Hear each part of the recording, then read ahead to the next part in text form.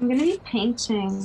Like I'm excited because I'm painting something that I never like did before, like a new type of thing. I want to like. I don't know if I'm gonna be done like by the end, but I'm gonna try to be Oh done. no, it's fine. You don't have to be done by the end. It's just kind of like the chat, be with you in your groove and your vibe. Just kind of get to know you, feel it around. Like, yeah, no, you don't have to be done at all. Like, it is all good. And you can always finish it like later and then just like send us pictures or whatever once it's done. And then we can share like, and here's the piece she was working on, in the interview, and now it's done.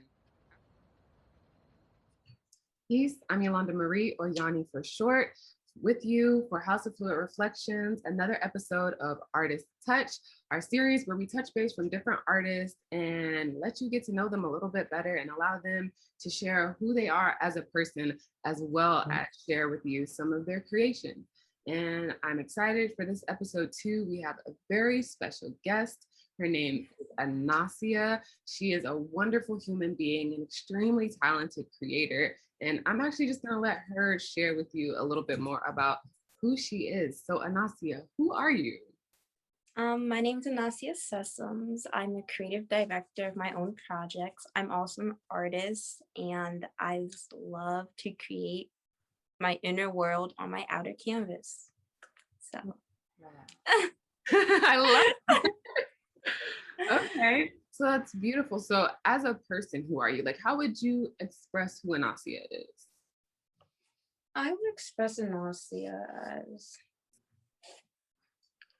I'm going to use a flower, for example, Okay. because I've been through so much in my life. I would say that I'm like a flower that doesn't stop growing, but also is not afraid to show her colors to the world. Like, I feel like it's a lot to myself than what I put out to the world, and I kind of want to cover that today. Awesome. Okay, I'm excited to get into that. So, Miss Rare Flower, let's start with what brought you to art and creation? Like, where did all this journey start? Well, I remember when I was 3, I had a birthday card and you can color it inside. And I just loved that card so much. And then I had crayons. So I just think it's just been a natural thing for me. Like I just always had coloring books when I was younger. Mm-hmm. And I always draw flowers. Like the first thing I've always draw people and flowers and like a sky and like grass. Like I just loved to color. That was my main thing. I just loved to color. I just loved the colors in the world. Like I thought they were so pretty and I always like try to replicate that in my art. And when I learned about the color wheel in elementary school, I was so fascinated by how much there is to learn about color and lines and all this fun stuff that art includes. So I felt like I was at home. Like I always loved art class. Like that would be the highlight of my day, art class. Like I was so excited to just draw. Like even in class we were drawing or coloring, I just felt so happy. Like, it feels like home to me. Like I feel like I found my purpose at a young age. And I feel like that helped me a lot because it helped me grow and discover why and how I can express myself through art. Yes, I love that. I can definitely relate to art class being your favorite thing. Like, couldn't wait to get to art class. That was the same for me. Couldn't wait to get there. Couldn't wait to did not want to leave. Beautiful. Yeah. I hear a lot of nature influences in what you're talking about. Was nature, were you just always intuitively drawn to nature, or was there a moment or a time period where you realized you were drawn to it, or it's just like since you showed up, it's like, nah, nature is my space? I remember a time when I used to be, I'm sorry if you hear my background talking, but there's a time when I used to always like be with my mom, waiting for my sister to get out of dance class. And there was this waterfall, like this little fountain of water that people sat by. And I was so fascinated by the water. Like at a young age, now that I think about it, I've always felt connected to water and I wondered why. But I felt like it was so like refreshing to be around. And then I remember like in 5th grade when we were always like, even recess, like I always like being near trees and going to the park and stuff. And I loved flowers so much. Like I will be the one. I'm the type of person who will pick the dandelion and like keep it in my room as like art. Like I love doing that. Like now I don't want to do that because I realize that it's killing the plant. Mm-hmm. But I used to love looking at flowers and being around them. Like I would draw flowers. I had floral clothing, like especially butterflies. Mm-hmm. And you know what's crazy? Like I took my like spirit animal test 3 times and I got a butterfly. So I feel like it's always been why I've been drawn to them. Like I just like the process of nature. Indeed, indeed. So speaking on outside nature, naturalism, you've started posting a lot about ecofeminism, and I had no idea this even existed. So could you elaborate for us, share with us what is ecofeminism? Sure. So I found out about ecofeminism. Well, I always wanted to like do something that concerned like people and nature. Like I've always wanted to figure out why do I feel so connected to nature. Like I always felt like there was a connection between people and nature, especially like feminine energy. Because I feel like everybody has a balance of feminine and masculine energy within us. It's just like what we choose to show and Mhm. what we choose to project. Like I really feel like everybody both has those elements in them. And I want to research it because I just felt like it was so cool. And I came across this artist, I forgot her name, but she was really big in like the ecofeminism movement. Like she created like earthworks and stuff. And I've been really called to that. Like I feel like that's what I like when I found that out, like I feel like it was like a big change in my like art Mhm. life because it made me realize that I can have a bigger purpose in my art. And like I feel like that's what I was trying to find. Like I've been doing a lot of like research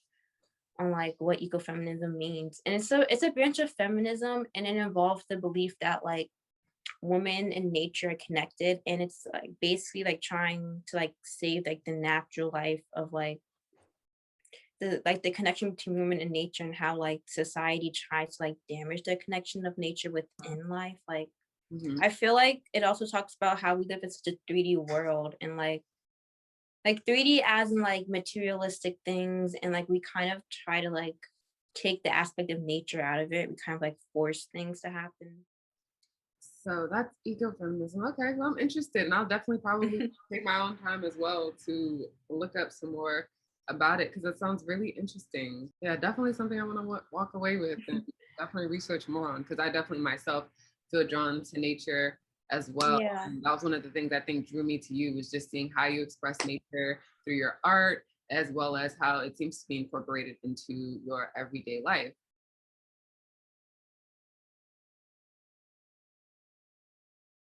I I water plays a big part in my spirituality. Like I feel very drawn to water. Like it's as part of my meditation and my divination stuff. So I always like keep a glass of water, like in a jar, like always in my room. Like I kind of feel that every 2 days when I feel like the energy in my room is like absorbed in the water.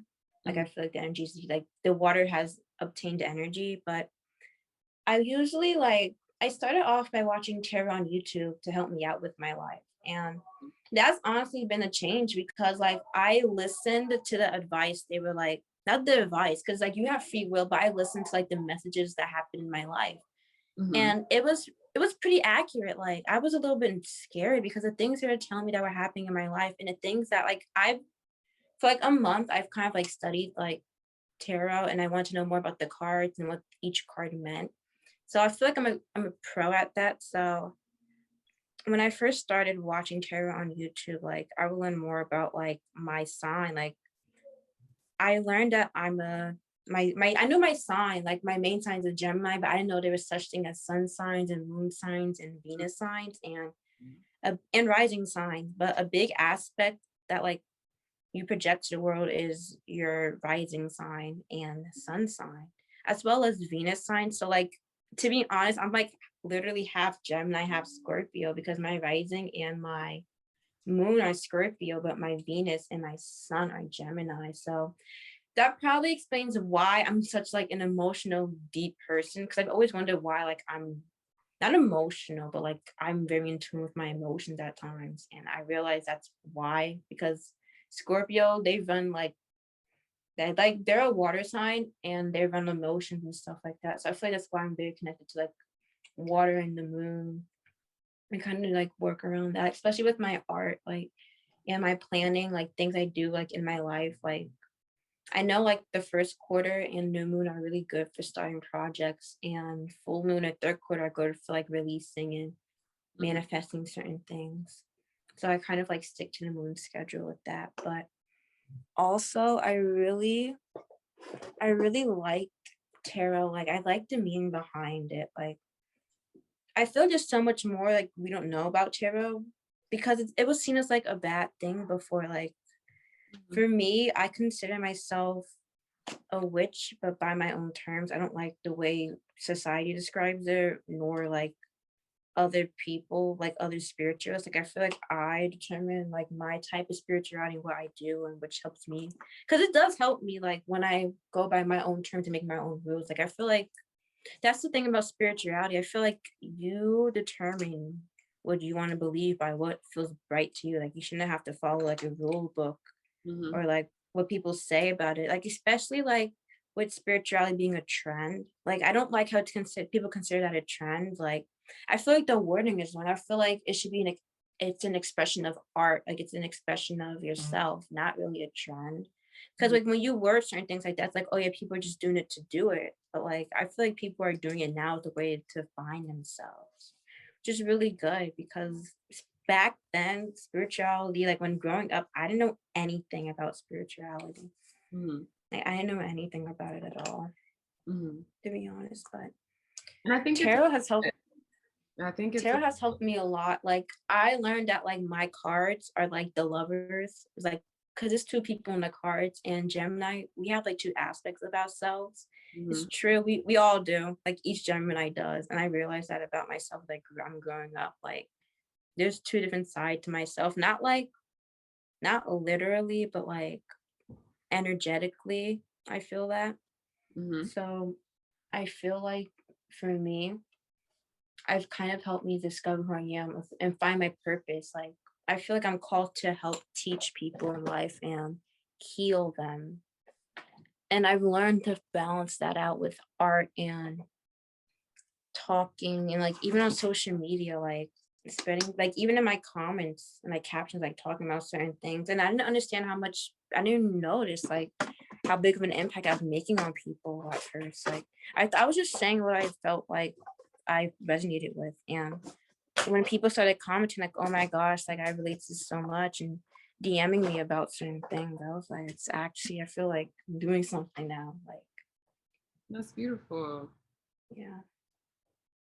And what you said about spirituality and not being accepted and it being a trend, I think it's a split. I think some people are just trying it out for the sake of trying it out, and some people are riding it because Yeah. of a quote unquote trend. But I think it's Yeah. also, like you said, I think it is also some people, even if they did initially start out trying it as a trend, are discovering stuff about themselves, and it's opening a door and a window for people to learn some different things and be exposed to some different things because we do exist in a predominantly Christian-based society for those of us who Yeah. live in the US. And so, yes, inherently, things that are seen as witchcraft or pagan do Yeah. tend to be looked down upon because, yes, like Yeah. you said, growing up, that wasn't something any of us really knew about if that wasn't a family or a space we were raised into. Yeah. So I think it's beautiful. And I'm so happy for you that you were able to find these spaces and now you're sharing them with other people as well. Because, yes, your captions and your comments are always so full with information or just you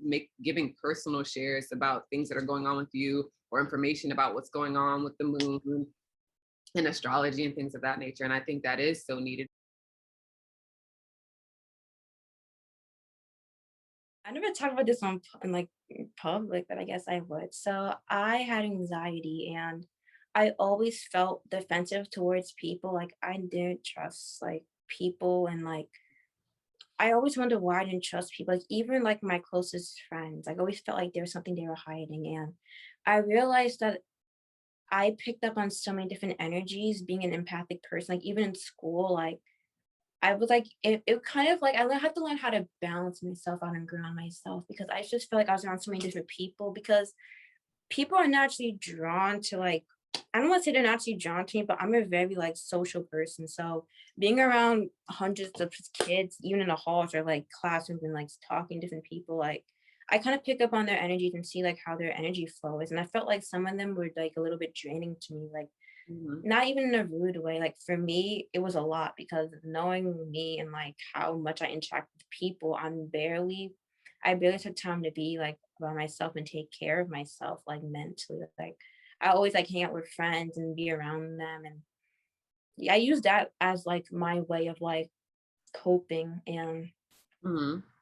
dealing with all problems of my life, like whether I was going through like a breakup or whether I was like upset, like always asking me to hang out with me. I never tried to like heal myself. I kind of like made that my healing. And that was pretty bad because I never opened up to my friends about how I was feeling. Like I just put on this image that wasn't really me, that I was okay all the time. So people would think I'm fine. Like even if like things were going on, like someone was being rude to me, like they would think it's okay, but they wouldn't really know how much it hurt me. And I feel like now that I Yeah. reflect on that, like I'm happy to say that I've learned from my past mistakes as a person who I am because nowadays I feel like I'm much stronger. Like I'm not afraid to stand up to myself for myself. And I'm also not afraid to tell somebody how I'm feeling or how something they did made me feel. Like I always just shut people out. Like wouldn't even talk to them. I was just like block them or like delete them out of my life. And I feel like that caused a lot of unnecessary drama in a way. Like Mhm. I know nobody owes like an explanation, but I feel like if somebody made me feel a certain way and they're questioning why I'm doing something and I didn't really give them any signs that I was not okay. Like I feel like telling people and communicating with people like, I've learned so much how to communicate. Like, I just didn't know how to communicate. I was very passive aggressive with what I'm saying. I Mhm. didn't realize that until I really like reflected on my actions. Like, I feel like a big thing for me is communication. And plus being a Gemini, it's kind of like in my chart, but like I really think the way I was communicating was not authentic to how I was feeling. And that was hard for me to really understand and like work on because I always felt like I was gonna be judged for things I did. Like even Mhm. on Instagram, like I used to post certain pictures because like I don't know, I don't like considering things aesthetics. Mm. I feel like it's like you're more learning about who you are and like what you like in the world. Because I feel like everybody has more than one aesthetic at the end of the day. Like Mhm.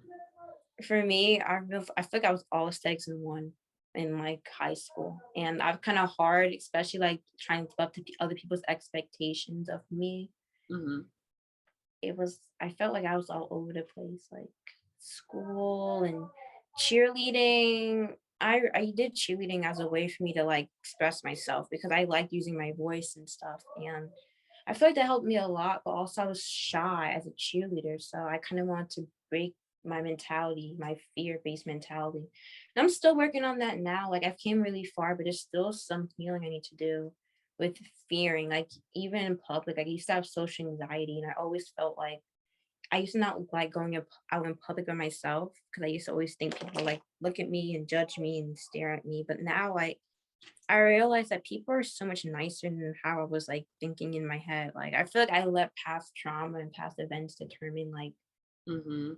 people, and I shouldn't do that because that can really cause like blockages for me healing myself and learning more about the world.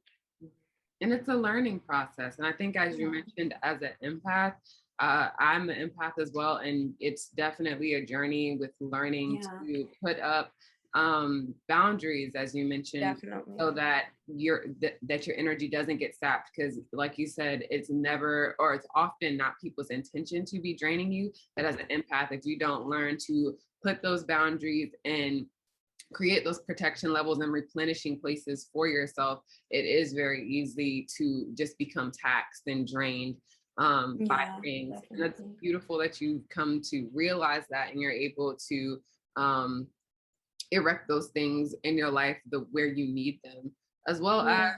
like you've just mentioned, about not operating out of a fear-based mentality. I think a lot of us are being put in a position where we're having to confront either our fear-based mentalities or to Definitely. still exist in them. And so I'm excited to hear that you're confronting Yeah. that head A on and choosing not to.